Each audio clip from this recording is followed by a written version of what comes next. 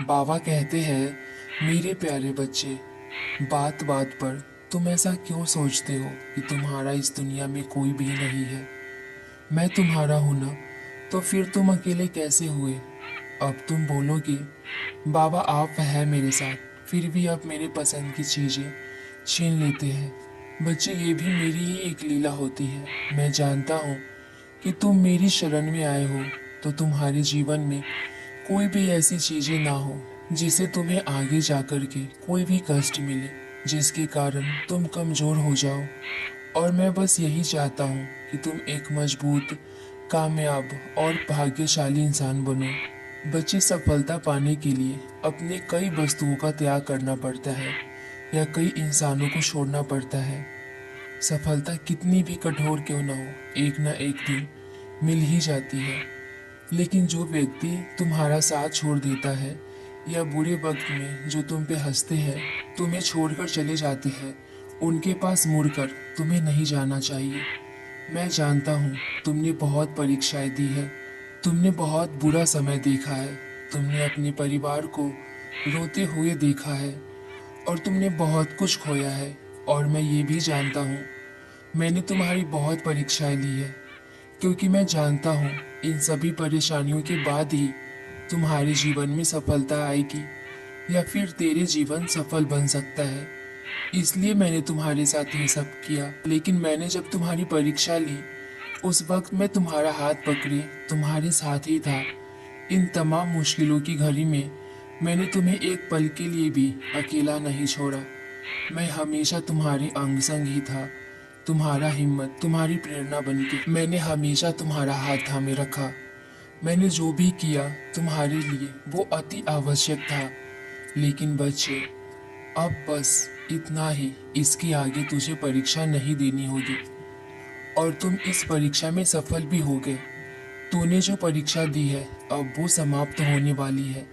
सबसे ज्यादा तो मैं तुम्हारी इस बात से खुश हूँ कि तुम्हारा इतना बुरा वक्त आने के बाद भी तूने धर्म का रास्ता नहीं छोड़ा और हमेशा तूने मुझसे आस्था लगाई रही।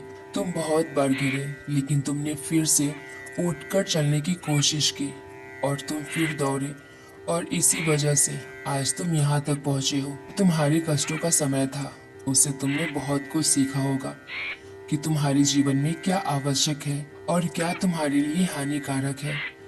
क्योंकि तुमने कहा था कि बाबा बाबा जितनी भी परीक्षा लेनी है आपको मेरी ले लो, लेकिन मेरे परिवार के लिए मुझे सफल बना दो।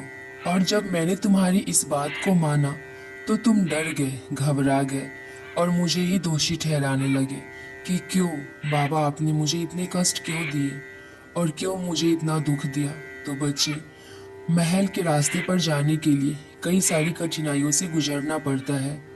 तुम्हारे जीवन में जो ये परेशानी आ रही है, यही परेशानियां तुम्हें कामयाबी की ओर लेकर जाएगी और तुझे कामयाबी दिलाएगी। तुम बहुत ही परम सौभाग्यशाली हो और ये बात तुम्हें बहुत जल्द समझ में आने वाला है। तुम समझोगे कि मैं ऐसा क्यों बोल रहा हूँ। बच्चे, तुम अपने जीवन में किसी भी प्रकार की चिंता मत करो। मैं जानता हूँ कि तुम अपने जीवन में बहुत ही परेशान हो। तुम्हारी इच्छा पूरी नहीं हो पा रही है जो तुम मुझसे कह रहे हो। तुम्हारी अब वो इच्छा पूरी करने जा रहा हूँ मैं। तुम चिंता मत करो, मैं तुम्हारी सारी परेशानी, तुम्हारी सारी तकलीफ दूर करूँगा। तुम बस अपना विश्वास मुझ पे हमेशा बनाए रखना। मैं हर पल, हर घड़ी, हर क्षण तुम्हारे साथ हूँ। तुम अपने जीवन में थोड़ा सा भी चिंतित या परेशान मत हो। तुमने एक बार मुझे थाम लिया ना, फिर मैं तुम्हारी मदद के लिए 7 जन्मों तक आता रहूँगा। बच्चे, अब तुम्हारा जीवन परिवर्तन होगा, जिससे तुम्हारे जीवन में ढेर सारी खुशियाँ आएगी और तुम्हारा जीवन सफल हो जाएगा। परिस्थितियाँ तुम्हारे अनुकूल धीरे धीरे होती चली जाएगी और बच्चे, तुम्हारी इच्छा पूरी होने का सिलसिला भी शुरू हो गया है। तुम्हारा साईं तो परम दयालु है। मैं अपने बच्चों को हमेशा संभाल के रखता हूँ। मैं तुम्हें हमेशा संभाल के रखता हूँ, जो कि कभी कभी तुम समझ नहीं पाते हो और मुझ पे संदेह करने लग जाते हो। तुम्हें ऐसा लगता है कि कभी कभी मैं तुम्हारी पुकार सुनता ही नहीं हूँ। मैं तुम्हारी पुकार नहीं सुन पा रहा हूँ।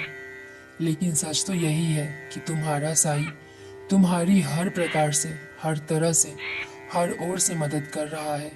जब तुम बोलते हो मैं वो भी सुनता हूँ, और जब तुम खामोश रहते हो मैं वो भी पुकार सुनता हूँ कि तुम्हारा साई तुम्हारी हर प्रकार से, हर तरह से, हर ओर से मदद कर रहा है। इसलिए तुम्हें कभी भी चिंता करने की कोई ज़रूरत नहीं है।